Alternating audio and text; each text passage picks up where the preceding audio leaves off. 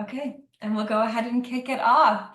I am so excited to be welcoming you all to this event today. Thank you all for tuning in. We are joined by fellow Dreamers and Doers member, Melissa Unsell-Smith, an award-winning tech entrepreneur with over 20 years of experience, to explore how to turn challenges into triumphs. We'll discover strategies to ignite unshakable resilience and unlock future opportunities in your entrepreneurial journey. Female entrepreneurs leading high-growth companies face significant pressure to maintain growth and overcome the fear of failure. Gaining clarity and confidence in decision-making, enhancing adaptability to daily unknowns, and fostering resilience are so crucial for success. Melissa is a tech entrepreneur who has built 2 software companies, including a bootstrapped multi-million-dollar success. Recognized by her city's mayor for innovation, Melissa's newest venture, Catalytic Icon, helps entrepreneurs harness efficiency and resiliency through purpose and community. She facilitates catalytic conversations and immersive experiences to help entrepreneurs release their human potential. With over 10,000 hours of conversations between entrepreneurs, Melissa is known for her ability to merge ecosystems and dig deep into personal growth. We are so excited and so honored to learn from you today, Melissa. We also know how valuable your time is. We are so grateful to you for investing in the Dreamers and Doers community in this way. And with that, I will very excitedly hand it over to you. Thank you so much, Nicole, and welcome everyone. Thank you all so much for being here and investing the time today to learn more about this topic and dive into what I really believe is a wildly important conversation we should all be having. I'm going to start sharing my screen and we are going to just dive right in. Let me do a quick check to make sure everyone can see my screen. Is that a yes? Yep. That looks great. Okay, thank you all. So yes, thank you, Nicole, for the amazing introduction. Just to give you guys a little bit of context on my background and why I'm talking to you about this topic today is for a couple of reasons. One, I am certainly the catalyst for your courageous growth. I'm a 2-time tech founder. Whether that's a good thing or bad thing, I don't know yet. Got sucked into that whirlwind of amazing entrepreneurship. I do have a love for travel, fashion, and the great outdoors. It's so funny to me that we kind of live our lives in boxes, whether in a box of our house, a box of a building, or something. And so I just love, as much as I can, being outdoors and immersing myself in nature and affording whatever that provides to us. I think it's incredible. A couple of more things about me. I want to give a little bit of background of how I got started in my entrepreneurship journey. And I want to share this because it has been the catalyst for where I am today and why I'm serving other entrepreneurs in the present moment as well. So, as Nicole mentioned, I've had 2 technology companies, wildly successful. I consider myself an automation and efficiency guru at the core. That's really who I am and what I do. I got started in entrepreneurship right outside of college. I was actually going to college, getting my degree in biology. I thought I was going to be a radiologist, and I actually was working part-time at a Fortune 500 company to help fund my college education. That actually became the catalyst for me starting a company. When myself and 2 other of the executives I was working alongside in that Fortune 500 were ready to depart, we were all leaving at the same time. The company said, "Wait a minute, all of our intellectual property is going to leave," because I created all these workflow methodologies and automation techniques for all these processes that we were working on in this particular environment in the corporation. And so they actually said that they would fund us to start a business and build software around what we were doing. So I got thrown into entrepreneurship right out of college, very, very young, starting a software company in the state of Texas. I'm not on an innovative coast of the East Coast or the West Coast. I'm in the Central Coast. And the reason why I'm sharing that is because I had to become so comfortable being uncomfortable for almost a whole decade, that is something that was a catalyst for who I am and how I'm thriving today in entrepreneurship. I was young. I was a female. I'm in the state of Texas. There were other tech founders that were women, but we were few and far between. We were divergent. We were not collaborative. We were more competitive. And so it was also a very lonely place. And even though I had two other co-founders, it was just a very interesting time for me to really develop the soft skills, which I actually like to call strong skills of entrepreneurship. And that's what I want to talk to you about today. Now, I also have a non-professional side to me. I love, as you already know, being outdoors. You can also ask me later about my amazing floral arranging skills. That's a great creative outlet for me, and I've won awards for my floral arrangements. I love to dance too, so enjoying tap and ballet, love doing that. And I've also rappelled down a skyscraper, so a little bit of personal side of myself as well. Now, I've created these two tech companies, and 2 years ago, I started Catalytic Icon. And Catalytic Icon really has true meaning and purpose for me because I wanted a way to help unlock entrepreneurial efficiency and resiliency through both meaningful conversations and immersive experiences. Our core pillar at Catalytic Icon is to offer off the record dialogue that uncovers secrets to uncommon success. And I want to invite you, and Nicole, if you want to put the link in the chat, I have a link here if you would like to join my weekly newsletter and kind of join my community of high achieving entrepreneurs. I send out a newsletter every single Tuesday. I talk about all types of topics, and especially the topics we're going to dive into today. And so please feel free to join me there. Now, today we are going to talk about how to navigate the pressures of high growth entrepreneurship. And what you're going to learn today are principles and strategies to ignite unshakable resilience and unlock hidden potential for yourself and your business. So let's dive right into this, everybody. I'm so excited. The first thing I want to do is in the sphere of Catalytic Icon, I have been able to host hours upon hours of conversations with entrepreneurs and specifically female entrepreneurs. And the benefit that I've had from that is kind of almost like an R&D process without that being the intention of it, is that I was able to really see and hear about the key challenges and obstacles entrepreneurs face. And I was able to create automated and more efficient processes to surpass those obstacles. Again, I'm an automation and efficiency guru. So, of course, I'm going to find the quickest path to stellar results without compromising how those results are achieved or the level and quality of those results. So, today I'm going to show you how to unlock hidden potential in your entrepreneurship journey so that you can reclaim control, clarity, and revenue for your business. Now, these core principles, and what I want to take a moment to define just what a principle is.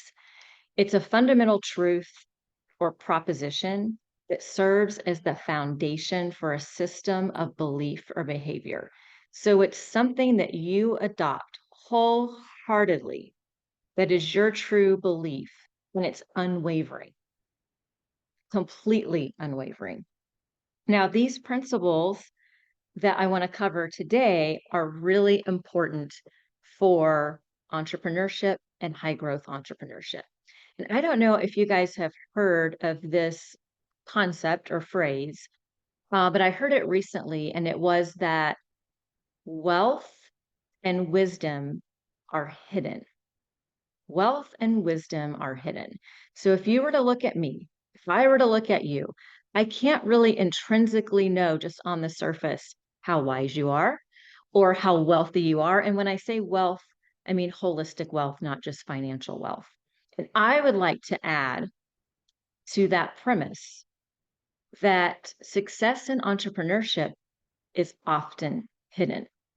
Of course, you can learn tactics and strategies and mistakes and failures that other entrepreneurs have done to help in your learning.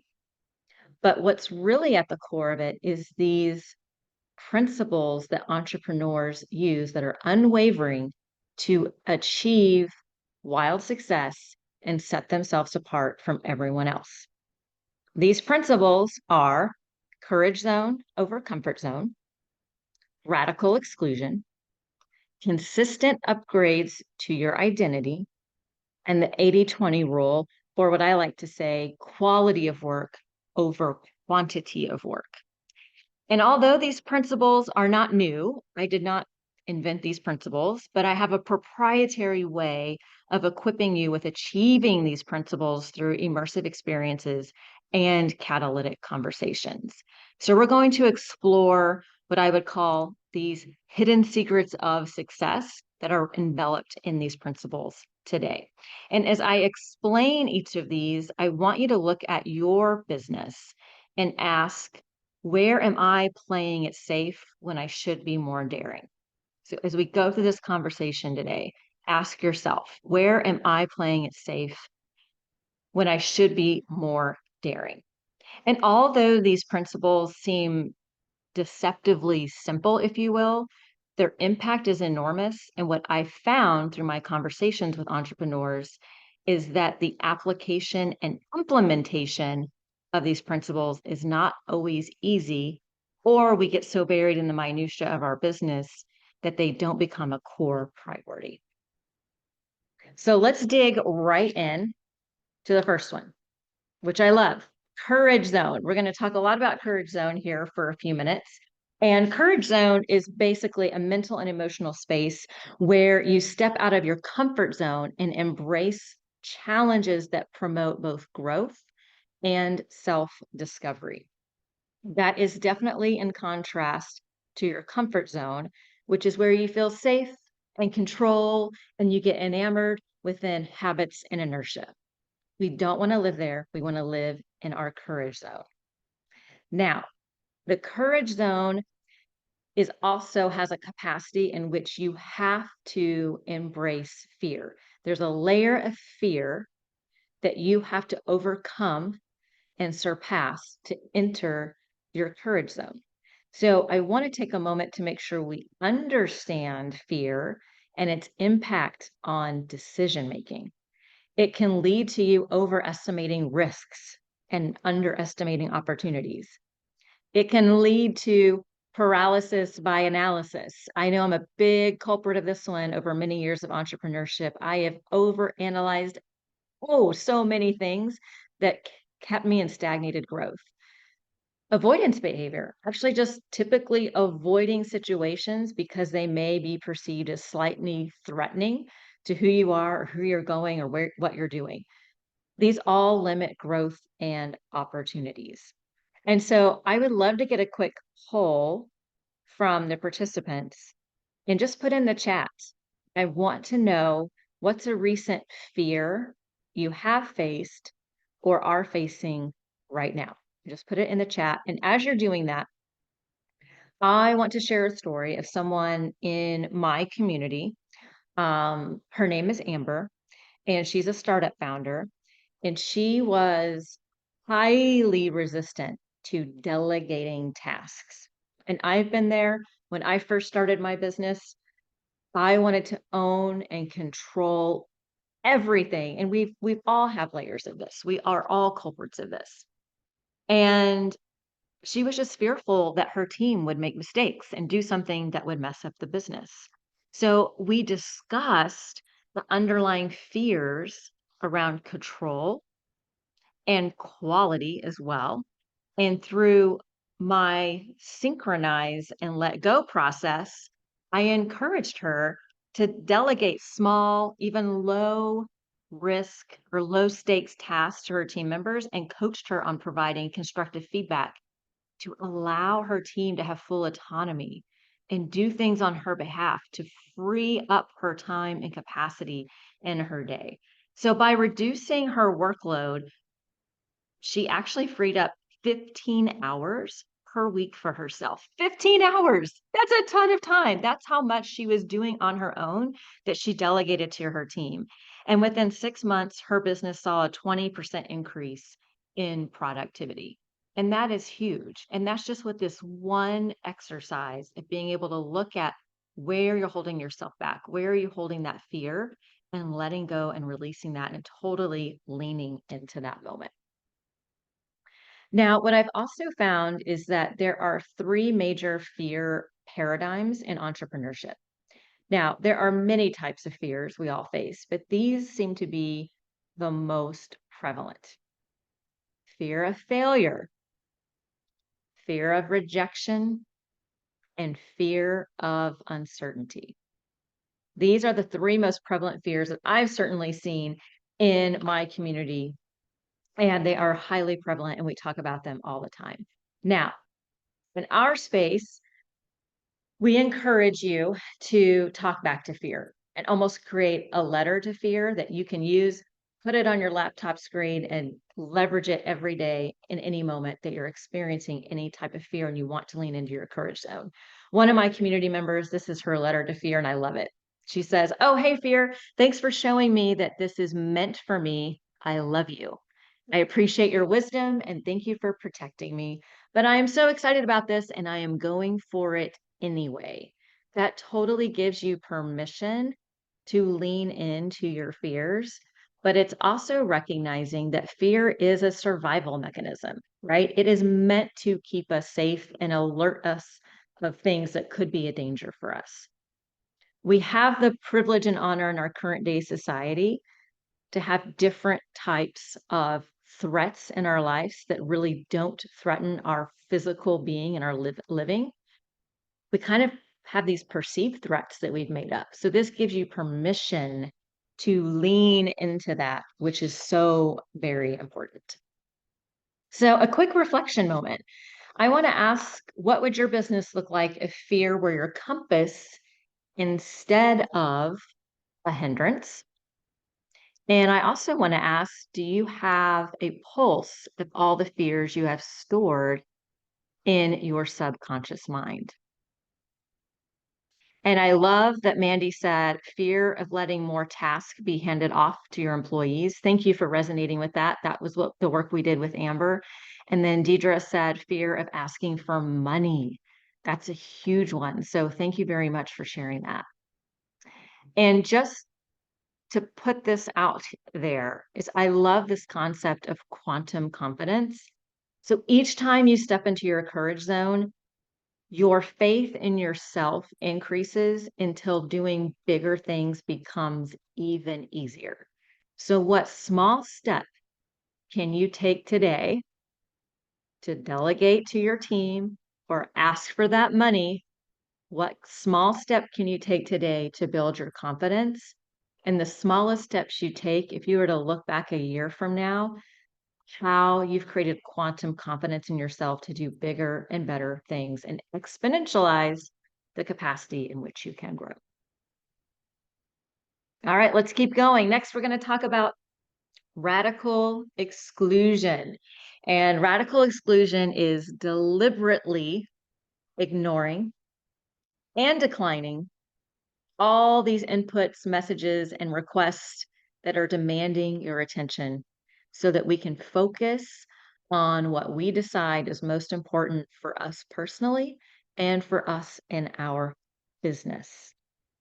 This is really difficult to implement, but it can be done with practice and good implementation techniques. I want to share a story of Rachel, who is a CEO of a mid-sized tech startup with, she just has over $1 million in annual recurring revenue. And she was completely book solid with meetings. And when you're scaling a company of that size, that tends to be the norm. It tends to happen. But it left her with only a small fragmented blocks of time to actually do strategic work and have the expansive time to think about her business and how she wanted to grow it and expand it beyond what it is today. She attended an average of 30 hours of meetings a week, often on topics that didn't even require her input. So we all sometimes work long hours, but 30 hours a week is a very significant time to spend in meetings. Plus, you have the follow-ups, the pre-prep for those meetings, and all the work around that. So we worked through what I've developed, which is a radical exclusion quest to identify which meetings generally required her attention and which meetings could be either delegated, declined, or even transformed to someone else on their team.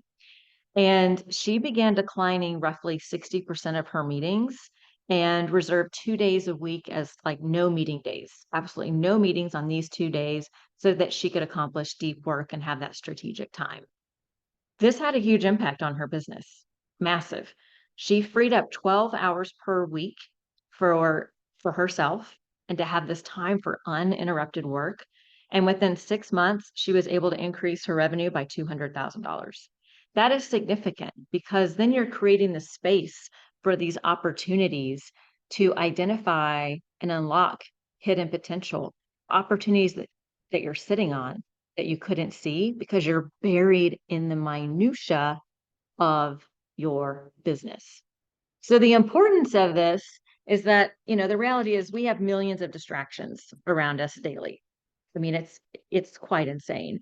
And we must choose our inputs very, very carefully. And we must realize we have the choice to choose the inputs that we consume each and every day. As you all know, time is our most valuable asset. So investing in resources that expand your time and do not contract your time is worth more than anything else.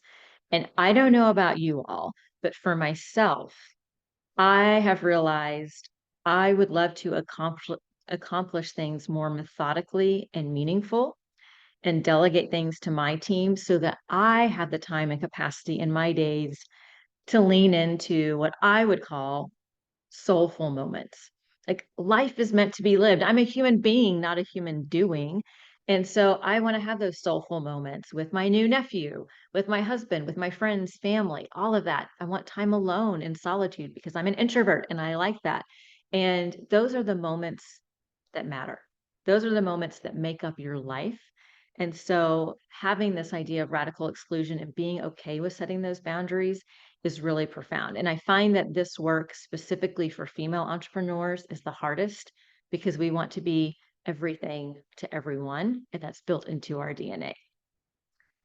So a reflection moment for you all. What distractions would you eliminate if you could reclaim, for example, just 3 hours in each of your day? And what distractions would you eliminate if you could reclaim, let's say, just an arbitrary number here, $10,000 in revenue each and every week? Something to ponder for you. Next up is consistently upgrading our identities. So upgrading your identity is simply the concept of consciously changing your self-perception to align with the version of yourself that you want to become in the future. And then it's about possessing those qualities of your future self right now in this moment today and moving forward in that. You literally, in this capacity, get to use your identity as your invisible business strategy, which is amazing. Now, as we age, we tend to become less and less open to new experiences. We stop seeking novelty and change. We kind of like our routine, but routine is habits and inertia. So consistently upgrading to new identities is really the only way we can continue to create confidence by pursuing what we've never done before. So routine is important to create momentum, right? Momentum and execution is built into the routine part of our days. But we need to be very self-aware that we have to lean into the newest version of ourselves consistently and push ourselves again into that courage zone to up level where we are. And this is really prevalently important. What happens is quantum shifts begin to occur when you consistently upgrade your identity. Sometimes I upgrade my identity multiple times a day. I could wake up on the really wrong side of the bed and be just not living my best life. And immediately recalibrate myself, upgrade my identity, and I live in that person, that future version of myself right then and there. And you can do this multiple times a day, any day. It's amazing. And I would like to state that it really comes down to your perceived position also predicts your profits. So if you want to increase your growth for yourself personally and growth for your business, you have to live that future version of yourself in the moment right now. And again, the only way to really create confidence is by pursuing what you've never done before, kind of getting out of that routine, which is habits and inertia.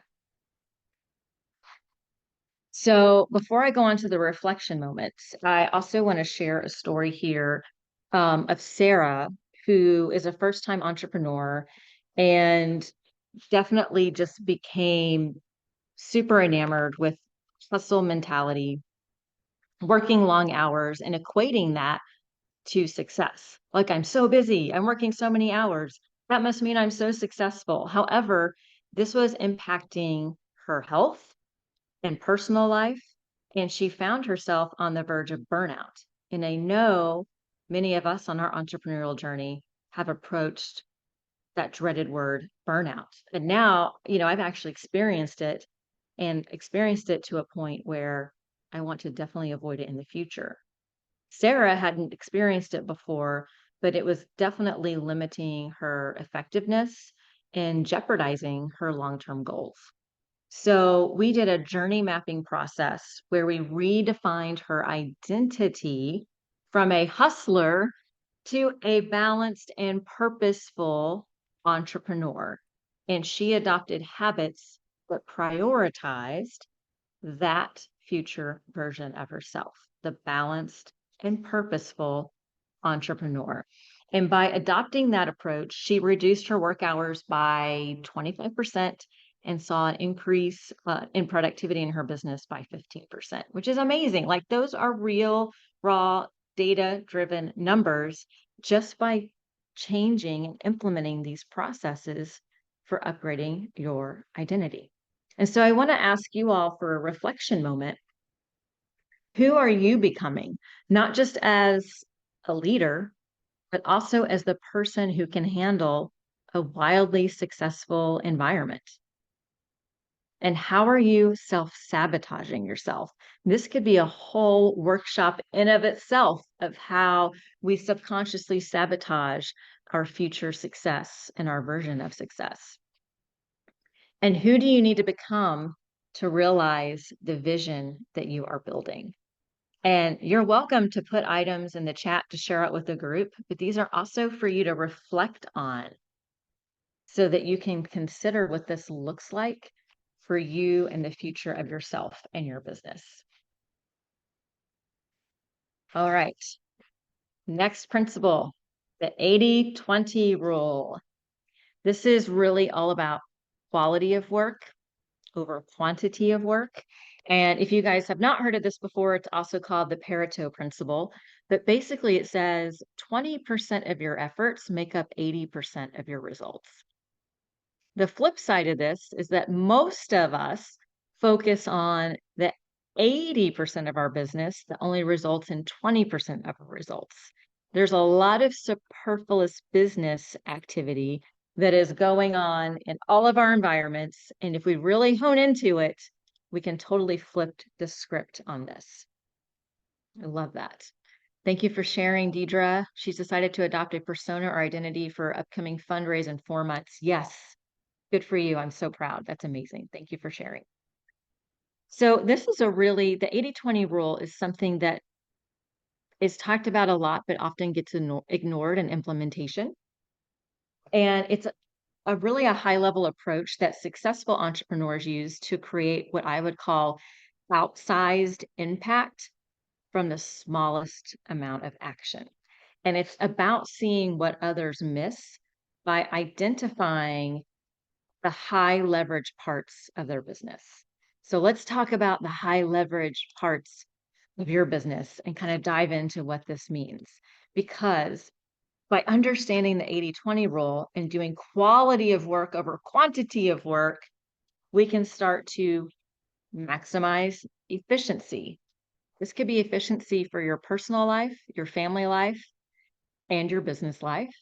It increases profitability. It reduces waste. You may have whole departments or teams that are working on the 80% superfluous fluff that doesn't lead to your 20% results. So we have to recalibrate that.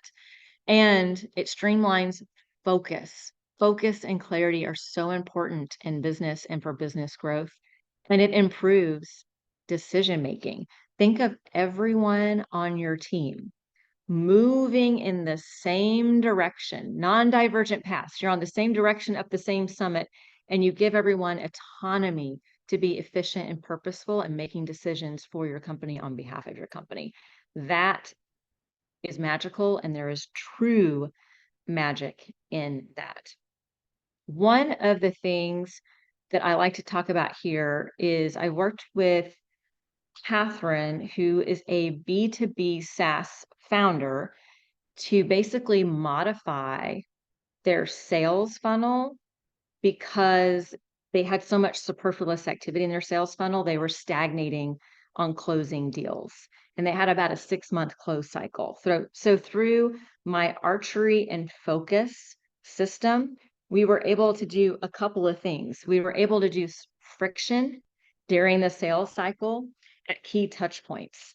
And we created kind of a sense of urgency in getting stakeholders aligned so much easier in the beginning of the process that she was able to close deals 30% faster. And that made a huge impact on her business. So by focusing in on things, you can really become super fine-tuned into what you're doing and operating in for your business, that you create that momentum with less effort and with more ease. And I think all of us would welcome a little more of that in our lives for sure. So implementing this can take a couple of approaches.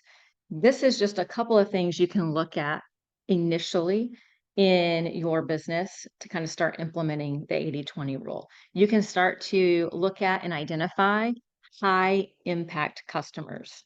Who are those customers that are really serving the majority of your revenue? And those that are not, what do you do with them? Do you keep them on? Do you fire them? I've had many conversations with people in my community about firing clients. Not an easy thing to do because you're giving up revenue, but it allows you the capacity to grow your revenue with your high impact customers. You can optimize your product or service offerings. How many SKUs do you have? How many service offerings do you have? What does that look like? Can you optimize that and streamline it to make it more effective and efficient for your business? You can also focus on marketing or in high conversion channels. What are the channels that you use to bring in leads to your business? Which ones are working the best and which ones aren't? Focus on the ones that are working the best. And then streamlining operations by cutting low impact tasks. We can do this in any business at any time. There's always a few things that are superfluous activity that you can deplete from your business. So my reflection moment for you is, what's the 20% of your business that can drive exponential growth for you? Think about that for a minute. Okay. So I want to summarize all these principles we've talked about. We've just talked about 4. There are many principles out there. I did not invent these. Again, I did not invent these principles, but these are the hidden secrets that high growth entrepreneurs leverage to create success and momentum for themselves. So when we talk about courage zone, ask yourself, what fear have I let shape my decisions without even realizing it? And these fears can be at the top level of your awareness. They could also be buried in your subconscious. It definitely takes work to figure that out. Radical exclusion. What distractions have I allowed to steal my time and money from my future success? What distractions have I allowed to steal my time and steal my money from my future success?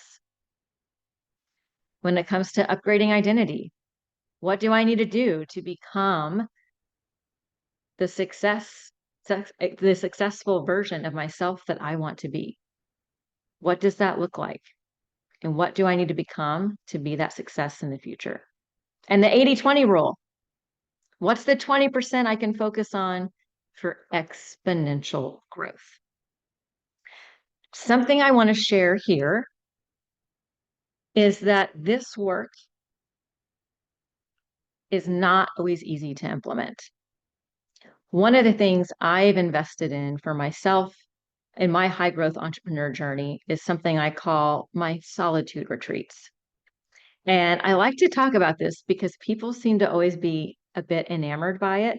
One, again, I'm an introvert, so I'm okay being alone in solitude.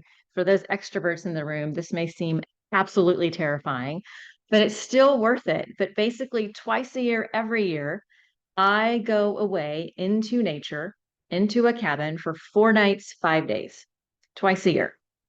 And I remove myself from human interaction and digital distractions. So I allow myself to bring magazines. I allow myself to bring books. I listen to music, but I don't listen to podcasts, or I just sit in stillness and silence. But I use that time to reflect, to journal, to go hiking, to play, jump around, dance, just be who I want to be. But that has been an expansive moment in time for me to look at and address these core principles. And the biggest one I'm able to open the aperture on during my retreats is the upgrading the identity. And I think that's because upgrading your identity can be a little bit superficial if you're doing it in the moment or in a short period of time, thinking about who you want to be next week or next month, because you may be thinking about that based on a goal you're trying to reach, but it may not be connected to your heart's desires. So, what I like about this solitude retreat is that it allows me to reconnect with my heart desires. And then I really think about that future version of myself that's leaning into that. And then taking the other core principles and aligning all of those with the person I'm becoming. And it's really kind of magical. It's very invigorating. And when I leave the retreat, I feel you can hardly describe it, but you feel a sense of empowerment, peace, confidence, and a quantum shift in who I'm being. It's almost like you're able to reach this metaphysical field to quantum leap your growth. And so that's one of the ways that I choose to implement the versions of these principles that we've talked about today. So I wanted to share that with you in case that's meaningful to you, because I think the implementation and application of these is much harder than just knowing the actual principles themselves. So thank you for letting me share that. But I would love to work together. I would absolutely love this. This is my contact information. You have my phone number, my email. Nicole, if you want to drop in the chat, I've also created a link. I have, why do I say grab? Yes, grab one of 3 spots for a one-on-one strategy session with me. So I opened up my calendar for 3 basically sessions. If you guys that participated in this event today want to jump on a one-on-one with me to discuss anything, it could be an issue, an obstacle you're experiencing, and I will help you arrive at a custom strategy for you to conquer that issue and surpass that obstacle you're experiencing. I would be delighted to work with you in that capacity and give that to you today for joining me for this.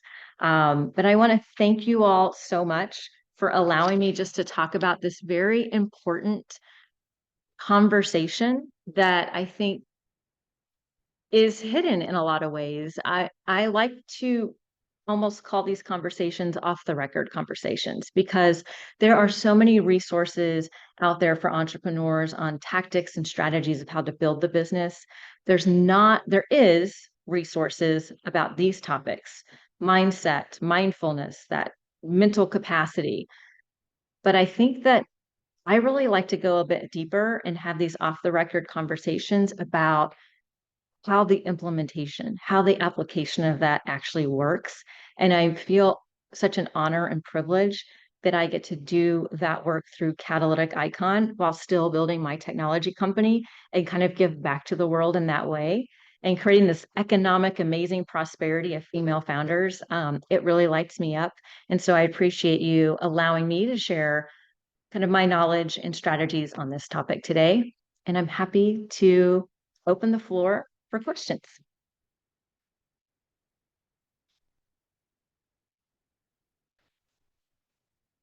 Anybody have any questions or any insights or any aha moments I that you had got one from today? question, Melissa, about Sure. the identifying the fears. Yes. Because I run so far the other direction that I can't find them.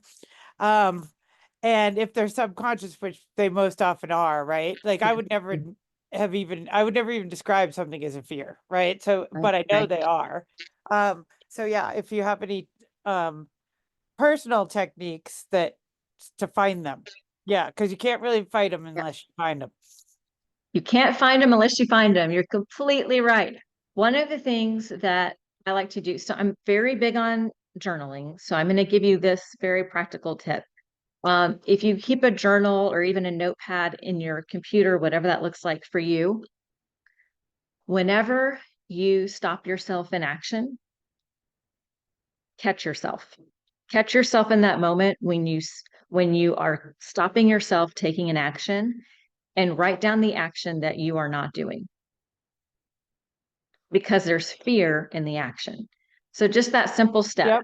Okay. You were going to do something like for example, the asking for money or asking for the right amount of money or a lower amount of money, a higher amount of money. Write down the inaction that you did.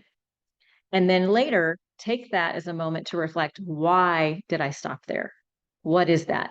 And look at those different fears that we talked about earlier, the fear of rejection, fear of uncertainty. Maybe it's the fear of wild success. And if you need to go Google online, what are the top 20 fears people experience and use that to create a journal for yourself, just do that. And just the awareness and observation of it will start to disclose that for you. Yep, that Thank makes you for- sense. Thank you Thanks. for asking.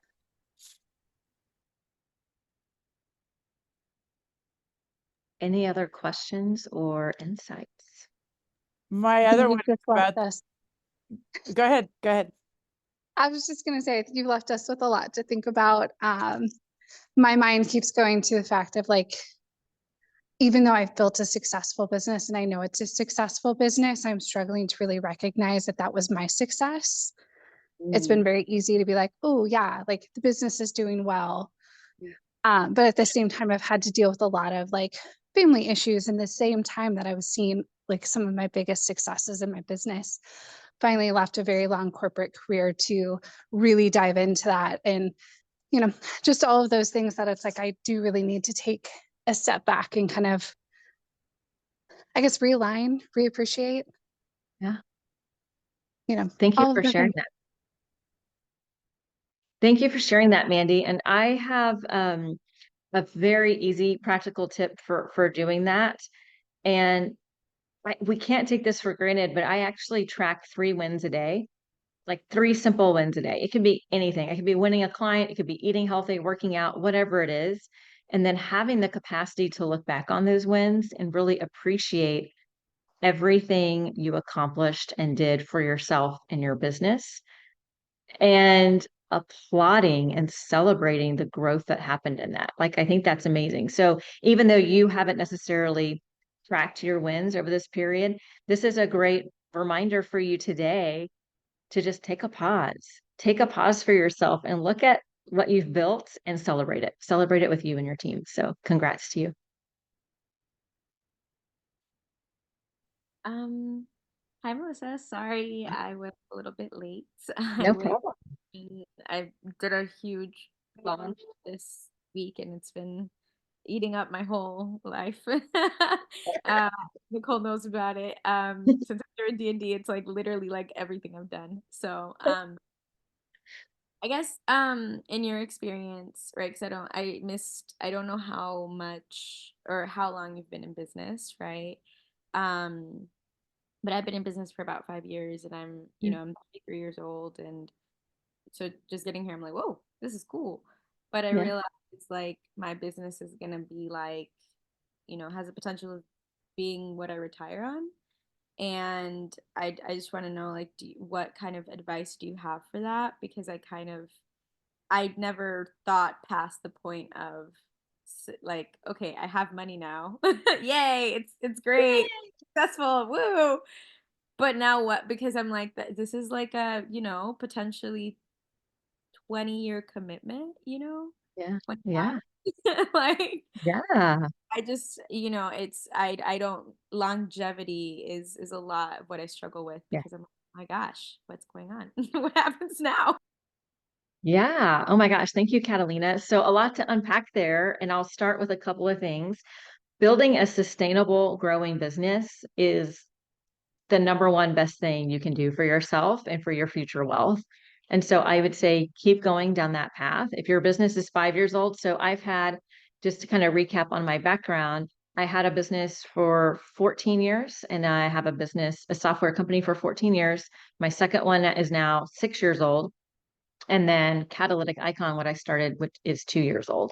And so building that sustainable growth is really important. And if you have that lens in the beginning, so that one, you can use these principles to avoid burnout. You can use these principles to enable and equip your team to work on your company's behalf and on behalf of you as the CEO, and give them that autonomy so that you have the space and capacity to keep growing your business and having the insights to unlock where potential is hiding, that you otherwise wouldn't see if you're buried in the minutia of the business. I would also make sure, if you're not already, you're 5 years old, work with one or two bankers so that you really understand the financial options that are available to you as an entrepreneur, and you're able to really leverage that to your benefit for sustained financial growth in the future. So those would be some things, if I were in your shoes, that I would be thinking about right away. Does that help answer your question, or is there something else you wanted to learn? Yeah, no, I think that like answers my question. And I think just mindset wise, right? Yeah. Yeah. How do you how do you kind of commit to like the long term, I guess? Because to me, I was just like, this is gonna be fun. Like how I started this business, I was like, we'll see Yeah. what, and it's working, and it like people like what I'm saying, people like what I'm Yeah. doing. It's like now comes the mindset of commitment, and like how do you commit to something that you're not quite sure what it will look like in the future? What Oh, will I think that makes it fun. It's a game, that uncertainty. We become entrepreneurs under the umbrella of uncertainty. But then it's funny. We dive into this level of uncertainty by starting our business. You're starting this business, you don't know if it'll work. Guess what? It's working. Now you have a new level of uncertainty. What does it look like in the future? How am I going to grow it? Is it going to live? Yes, it will, Catalina. It's going to live. It's going to thrive because you'll keep bringing new ideas and new life to it. And you have to be playful and fun with it. And you can't be playful and fun with your business if you're buried in the details and day-to-day minutia. So if you allow yourself the space for that expansiveness, you'll have clarity, you'll have strategic impact, you'll know where to take it. And if you find yourself reaching burnout or getting tired, then you can think about things of like succession planning. Is there someone you can turn the business over to? Is there someone that could acquire the business and keep it going? There's so many, you have so many choices and options, and the more choices and options you give yourself and the longevity of your business, the better position you are in. So just keep going and have fun with it. And thank you for asking such important questions. Thank you all. You guys are amazing. Yay. Oh my gosh. Melissa, thank you so much for carving out the Absolutely. time, sharing all of your amazing wisdom and expertise and support and supportive words. And answers to great questions. We just appreciate you so much. Thank you, thank you, thank you. And thank you all for joining and for all of your thoughtful questions. It was great to see each of you. I hope this was wonderful. This was so wonderful for me to attend. So thank you all. And also, Melissa, thank you for giving members the opportunity to connect with you after the fact. That's amazing. And I dropped that into the chat. So definitely encourage anybody to utilize that link. I hope that you all have a really wonderful rest of your week. I'm giving you all big hugs and saying thank you to each one of you. It was great to see all of you. You too.